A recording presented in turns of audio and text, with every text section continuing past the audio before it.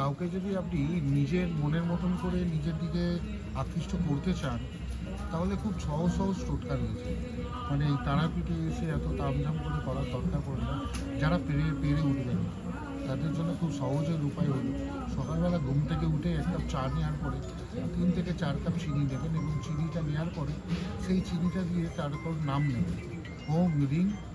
তার নাম নিয়ে ওম রিং অমুকে মম বর্ষায় নম। ওম রিং অমুকে মানে সেই ছেলেটার বা মেয়েটার নাম মম বর্ষায় নম।